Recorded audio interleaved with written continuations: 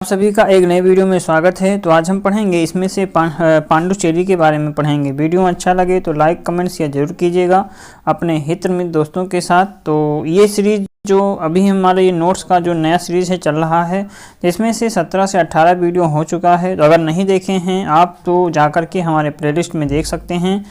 और वीडियो अच्छा लगे तो लाइक कमेंट्स या जरूर कीजिएगा और अपने जो पहली बार देख रहे हो चैनल को जरूर सब्सक्राइब करके बेल घंटी दबाएंगे। तो आज हम इसमें से पांडुचेरी के बारे में जानेंगे, जिसमें हम जो केंद्र शासित प्रदेश है इसमें से बहुत ही इम्पोर्टेंट क्वेश्चन है और एक एक करके यहाँ से सारे चीज़ों को बहुत ही अच्छे से गौर से पढ़ना है। और नोट्स है तो आपको बार बार इस वीडियो को देखना है, जैसे कि हमने पिछले ही वीडियो में बताते चले आ रहे हैं कि जैसे कि नोट्स को बार बार रिवीजन करते हैं, बार बार पढ़ते हैं तो सारी चीज़ें याद होता है। शेष उसी तरह से सारी चीज़ें यहाँ पर बताया गया है।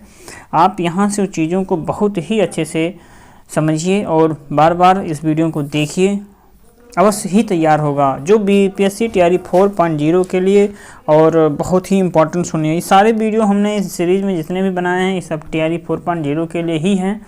ये नोट्स तैयार है तो आप यहाँ से पढ़ सकते हैं और अपनी तैयारी अच्छे से कर सकते हैं। चलिए शुरू करते हैं, पांडुचेरी के बारे में कुछ जानते हैं। तो इसका जो उच्चतम लिंगानुपात है पांडुचेरी का 1037 है ना, 1037 प्रति 1037 जो है महिला हैं 1000 पुरुषों पर। 1000 पुरुषों पर उच्चतम लिंगानुपात कहा जाएगा, मतलब कि 1000 पुरुषों पर 1037 महिलाएं हैं।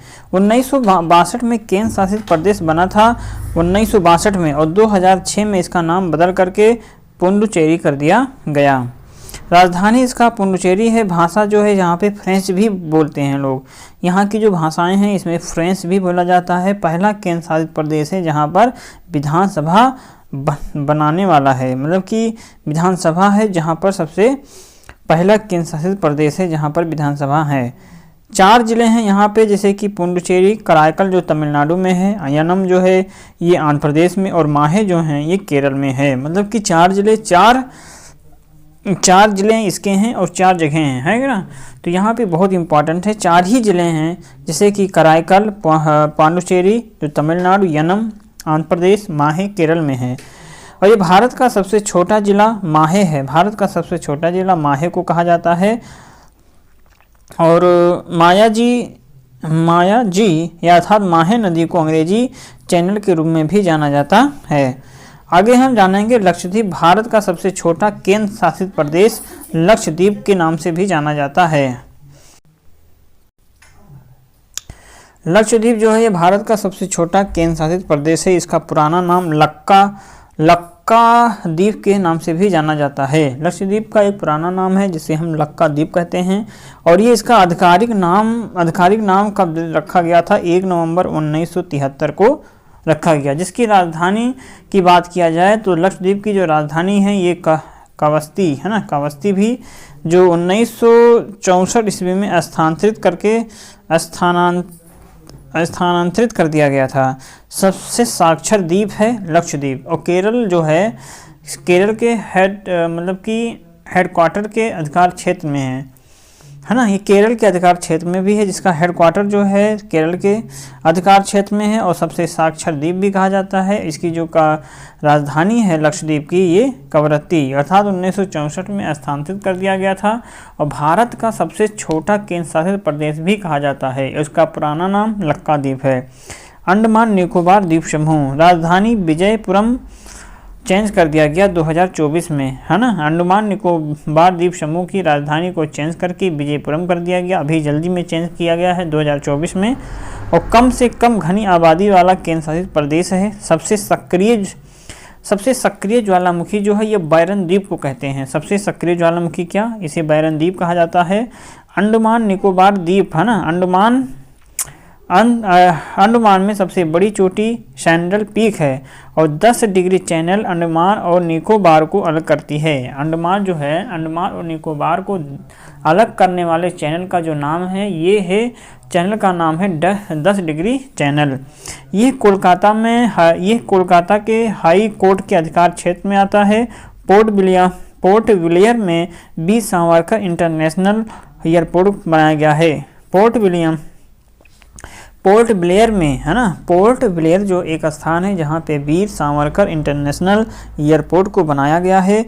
सेलुलर जेल को काला पानी के रूप में भी जाना जाता है। इसका जो निर्माण है 1906 में अंग्रेजों के द्वारा किया गया था। सेलुलर जेल का निर्माण अंग्रेजों के द्वारा सन 1906 में किया गया था और सेलुलर जेल को काला पानी के रूप में भी जाना जाता है, जिसका निर्माण अंग्रेजों के द्वारा सन 1906 में किया गया था। 10 डिग्री चैनल जो है ये अंडमान और निकोबार द्वीप समूह को अलग करता है और इसका जो कोलकाता हाई कोर्ट क्षेत्र में इसका अधिकार क्षेत्र आता है। पोर्ट ब्लेयर में वीर सावरकर इंटरनेशनल एयरपोर्ट है, पोर्ट ब्लेयर में, है ना। तो इसके बारे में अंडमान निकोबार द्वीप समूह, इसकी राजधानी विजयपुरम है, जो अभी जल्दी में चेंज कर दिया गया। कम से कम घनी आबादी वाला केंद्र शासित प्रदेश है। चंडीगढ़, ये हरियाणा एवं पंजाब 2 राज्यों की राजधानी कही जाती है। कौन? चंडीगढ़ को हम 2 राज्यों की राजधानी कहते हैं, हरियाणा और पंजाब। इसे सुंदर शहर के रूप में भी जाना जाता है चंडीगढ़ को। पंजाब और हरियाणा का जो उच्च न्यायालय चंडीगढ़ में है ना, पंजाब और हरियाणा का उच्च न्यायालय चंडीगढ़ में है। पहला धूम्रपान मुक्त शहर जो है ये भारत का था। पहला धूम्रपान मुक्त शहर भी चेन्नई ही है भारत का। एशिया का सबसे बड़ा गुलाब उद्यान जाकिर हुसैन रोज गार्डन चंडीगढ़ में ही है। एशिया की बात किया जाए, पूरे एशिया का सबसे बड़ा गुलाब उद्यान जाकिर हुसैन रोज गार्डन चंडीगढ़ में है। सबसे बड़ा केंद्र शासित प्रदेश जो है वो लद्दाख है। सबसे बड़ा केंद्र शासित प्रदेश का नाम लद्दाख है। अधिकांश घनी आबादी वाला केंद्र शासित प्रदेश दिल्ली को कहते हैं। अधिकांश घनी आबादी वाला जो देश वो केंद्र शासित प्रदेश है वो दिल्ली है और भारत की राजधानी भी दिल्ली ही है, जिसकी घनी आबादी सबसे ज़्यादा है। सबसे कम लिंगानुपात केंद्र शासित प्रदेश में दमन एवं दीव आते हैं। न्यूनतम साक्षर केंद्र शासित प्रदेश के अंतर्गत दमन और दीव आते हैं। अर्थात सबसे कम लिंगानुपात की बात जब आएगी तब भी केंद्र शासित प्रदेशों में दमन और दीव, और सबसे न्यूनतम साक्षर केंद्र शासित प्रदेशों में भी दमन और दीव पाएंगे। इसके बाद आगे हम है तुंगभद्रा नदी। तो इसका तुंगा तथा भद्रा से लिया गया, मतलब जो इसका नाम है तुंगभद्रा नदी, इसका तुंगा तथा भद्रा से लिया गया तथा शिमोगा में कुंडली में 2 धाराओं का संगम है। तुंगभद्रा नदी अरब सागर में नहीं गिरती। तुंगभद्रा नदी कृष्ण नदी की एक प्रमुख सहायक नदी है। तुंगभद्रा नदी जो है ये कृष्ण नदी की एक प्रमुख सहायक नदी है और इसकी प्रमुख सहायक नदी में भद्रा, हरिद्रा, वेदांती, तुंग और वारदा, कुमदावती ये इसके अंतर्गत आते हैं। तो तुंगभद्रा नदी बहुत इंपॉर्टेंट है। ये तुंगा तथा भद्रा से लिया गया। शिमोगा में कुंडली में 2 धाराओं का संगम भी है। तुंगभद्रा नदी अरब सागर में नहीं गिरती। तुंगभद्रा नदी कृष्ण नदी की एक प्रमुख सहायक नदी है। इसकी प्रमुख सहायक नदी भद्रा, हरिद्रा, वेदंती, तुंग और वर्धा, कुमदावती आती हैं। नर्मदा नदी, आइए जानते हैं नर्मदा नदी के बारे में। नर्मदा नदी जो है ये मध्य प्रदेश में अमरकंटक की पहाड़ियों से निकलती है और ये भ्रंशन के कारण बनी दरार घाटी में पश्चिम की ओर बहती हैं, है ना। कहाँ पे? नर्मदा नदी का जो उद्गम है या ये कहाँ से निकलती हैं, तो नर्मदा नदी मध्य प्रदेश में अमरकंटक की पहाड़ियों से निकलती हैं और भ्रंशन के कारण बनी दरार घाटी में पश्चिम की ओर बहती हैं। मांडवी नदी जो है ये कर्नाटक में महादई के नाम से भी जाना जाता है। ये नदी गोवा की जीवन रेखा कही जाती है और कर्नाटक के बेलगामी जिले के खानापुर तालुका में भीमगढ़ वन्यजीव अभयारण्य से पश्चिमी घाट में महानदी निकलती है। अर्थात ये कर्नाटक के बेलगावी जिले के खानापुर तालुका में भीमगढ़ वन्यजीव अभयारण्य से पश्चिमी घाट में महानदी से निकलती है। ये पणजी में अरब सागर में मिलती है। कहाँ पर? मांडवी नदी जो है पणजी में अरब सागर से मिलती है। साबरमती नदी, यह साबरमती नदी अरावली पहाड़ियों, राजस्थान, अरब सागर में खम्फात की खाड़ी में मिलती है। यह अरब सागर मतलब कि ये सांबर नदी और जो है साबरमती नदी है, ये साबरमती नदी अरावली पहाड़ियों, राजस्थान और अरब सागर में खम्फात की खाड़ी में मिलती हैं। ये भारत में पश्चिम की ओर बहने वाली प्रमुख नदियों में से एक कही जाती है, जिसकी लंबाई 371 किलोमीटर है। मतलब कि 371 किलोमीटर इनकी लंबाई है। 42वां संविधान संशोधन को लघु संविधान के रूप में भी जाना जाता है। तो जो 42वां संविधान संशोधन है, इसे हम लघु संविधान के रूप में भी जानते हैं। यहाँ पर आया है बिहार की ऐतिहासिक पृष्ठभूमि भी हम यहाँ से पढ़ेंगे, जैसे कि इसकी ऐतिहासिक पृष्ठभूमि क्या रही बिहार की। तो बौद्ध भिक्षुओं का निवास स्थान है। कहाँ पे? बिहार में बौद्ध भिक्षुओं का निवास स्थान है। और बिहार शब्द का जो सर्वप्रथम प्रयोग हुआ था, ये मिन्हास उल सिराज के द्वारा 13वीं शताब्दी में रचित तबकात ये नासरी में किया गया था। अर्थात जो ये बिहार की ऐतिहासिक पृष्ठभूमि के बारे में अगर बात किया जाए तो यहाँ पे बौद्ध भिक्षुओं का सर्वाधिक निवास स्थान था। और बिहार शब्द का सर्वप्रथम प्रयोग भी मतलब कि बिहार शब्द का प्रयोग मिन्हास उस सिराज के द्वारा 13वीं शताब्दी में रचित तबकात ए नासरी ने किया था। बिहार शब्द का मतलब विहार शब्द का प्रयोग विद्यापति की रचना कीर्तिलता में भी है। 1300 या 1990 कि 1390 कमेंट बॉक्स में कर सकते हैं। आगे है कि 1773 में बंगाल के नवाब शुजाउद्दौला,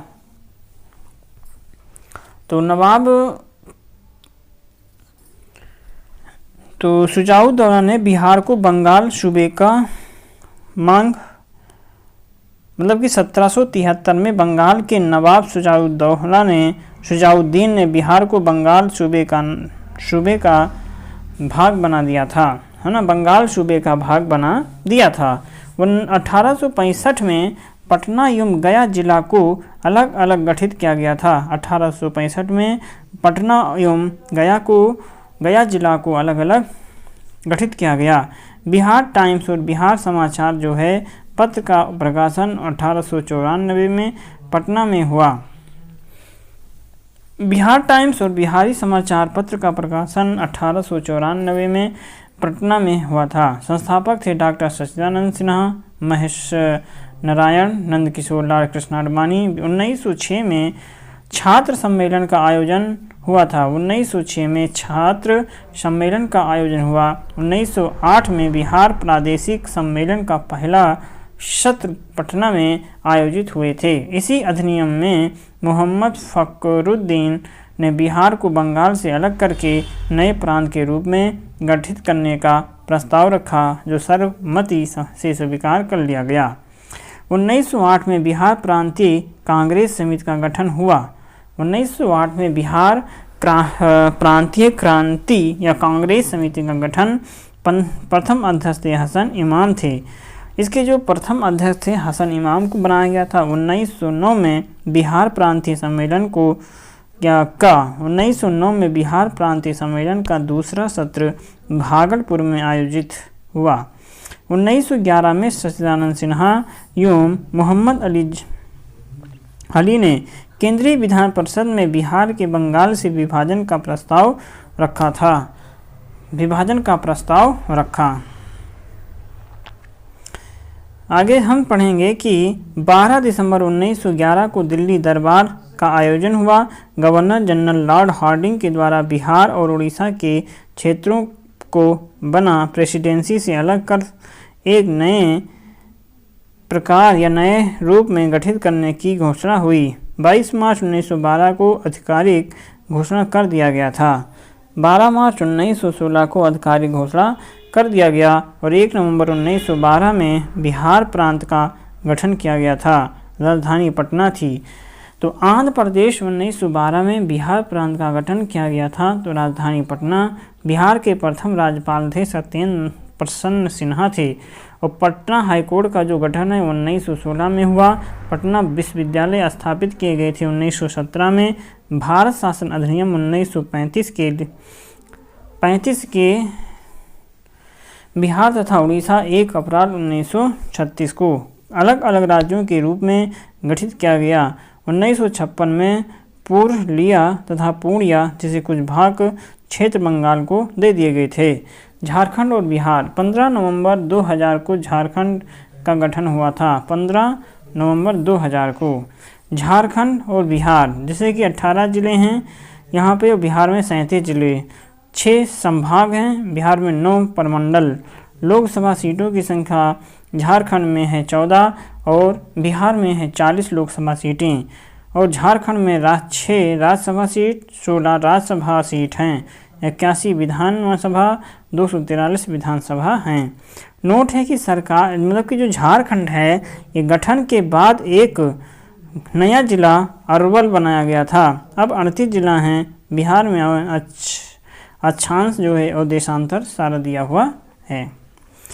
तो आर्टिकल 161 जो कहती है यह राज्यपाल के द्वारा क्षमादान की बात किया गया। 163 में राज्यपाल को मंत्री परिषद सहायता और सलाह देगा। आर्टिकल 164 है ये सतपाल के द्वारा मुख्यमंत्री नियुक्त किया गया था, मतलब कि यह राज्यपाल के द्वारा मुख्यमंत्री नियुक्त किया गया था आर्टिकल 164 के तहत। आर्टिकल 213 कहता है कि विधायी अवकाश में अध्यादेश अध्यापित करने की रजामल किसके द्वारा, अध्यादेश प्रख्यापित करने की राज्यपाल की शक्ति थी। आर्टिकल 213 में विधायी अवकाश में अध्यादेश प्रस्तावित करने की राज्यपाल की शक्ति। सर्वेंट ऑफ इंडिया सोसाइटी की जो स्थापना है गोपाल कृष्ण गोखले ने 1905 में पुणे में किया था। सर्वेंट ऑफ इंडिया सोसाइटी की जो स्थापना है गोखले ने 1905 में किया था। ब्रह्म समाज जो है ब्रह्म समाज की स्थापना 1928 में कोलकाता में राजा राम मोहन राय के द्वारा। Servants of India, servant of the people society जो ये लाहौर 1921 में हुआ था, लाला लाजपत राय इसके अध्यक्ष थे। स्वराज पार्टी मोतीलाल नेहरू सीआर दास ने 1923 में किया, और दक्कन एजुकेशनल पुणे BGT 1884 में हुआ था। भारत में रबर का सबसे बड़ा उत्पादक केरल के बाद तमिलनाडु में है। विश्व में इंडोनेशिया और मलेशिया, विश्व में इंडिया और मलेशिया। पहले स्थान पे गेहूं उत्पादन में यूपी प्रथम पर। विश्व में अगर बात की तो चीन के बाद भारत है। सरसों का बड़ा उत्पादक भारत, पाक के बाद चाइना, और डीएबियन के प्रमुख रचनाएं हैं पॉवर्टी इन इंडिया और the minds and customers of the Parsees condition of the India and vision of an educated native into the ICS या the want and means of India.